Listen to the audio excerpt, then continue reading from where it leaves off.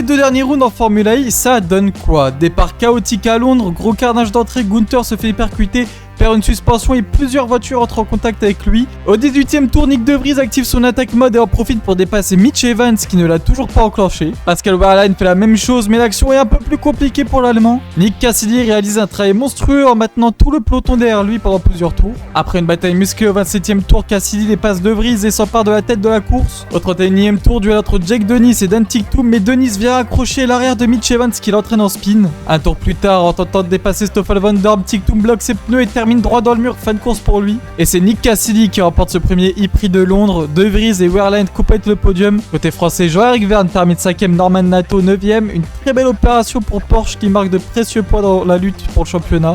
Tout se jouera lors du dernier prix. Pour ce dernier round de la saison, Eduardo Mortara connaît un souci électrique et est contraint à l'abandon. Fin de course prématurée pour le pilote Mahindra. Au 6ème tour, contact entre Dan Ticktum et Norman Nato. Le français perd un morceau de carbone qui reste accroché à sa voiture, ce qui lui coûte 2 places. Grosse frayeur entre De Vries et Wehrlein, l'actuel champion du monde accroche l'arrière du néerlandais et manque de perdre le contrôle de sa monoplace. Il casse au passage son aileron avant. Juste derrière son coéquipier, Norman Nato entre en contact avec Barnard dans une manœuvre compliquée. Belle bataille entre De Vries et Wehrlein qui continue malgré les dégâts. Le néerlandais réussit un superbe dépassement propre et musclé. Nouvel accrochage alors que Wehrlein termine son attaque mode. Il se retrouve roue contre roue avec Nico Müller déjà endommagé. Les deux voitures s'accrochent. Wehrlein perd un bout d'aileron, tire tout droit et revient sur Müller. C'est le contact, résultat les deux abandonnent et offrent littéralement le titre constructeur à Porsche qui n'en demandait pas tant. Et c'est Nick Cassidy qui s'impose dans ce dernier prix de la saison devant Nyck De Vries et Sébastien Buemi.